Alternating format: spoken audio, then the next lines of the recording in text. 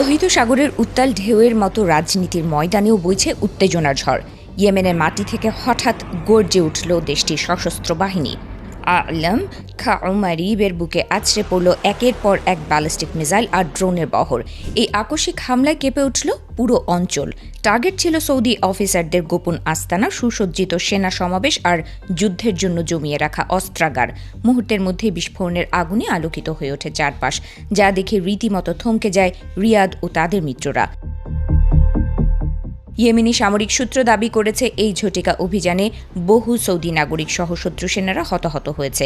ধ্বংস হয়ে গেছে বহুদিনের যত্নে গড়া সামরিক রসদ ও অস্ত্র ভাণ্ডার।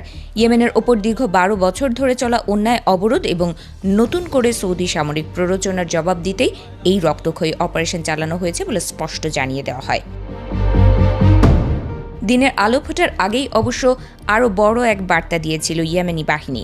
সৌদি আরবের দক্ষিণ পশ্চিমে জিজান প্রদেশে অবস্থিত বিশ্বখ্যাত আরামকো তেল শোধনাগারে আছড়ে পড়েছিল একটি বিস্ফোরক বোঝাই ড্রোন। ইয়েমেনের আকাশে বারবার সৌদি ড্রোনের অবৈধ অনুপ্রবেশের জবাব হিসেবে এই হামলা চালানো হয়েছিল। সৌদির জ্বালানি মন্ত্রণালয় অবশ্য দাবি করেছিল যে আগুন নিয়ন্ত্রণে আনা হয়েছে এবং কোনো হতাহতের ঘটনা ঘটেনি, কিন্তু ইয়েমেনের তরফ থেকে সাফ জানিয়ে দেওয়া হয় যে আকাশ বা জলসীমায় শত্রুর কোনো উস্কানি আর বিনা প্রতিঘাতে ছেড়ে দেওয়া হবে না।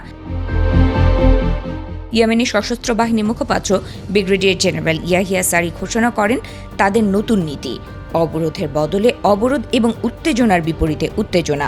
ইয়েমেনের সাধারণ মানুষের ওপর যারা নতুন করে আগ্রাসনের জাল বুনছে, তাদের প্রতিটি পদক্ষেপ তীক্ষ্ণ চোখে পর্যবেক্ষণ করা হচ্ছে।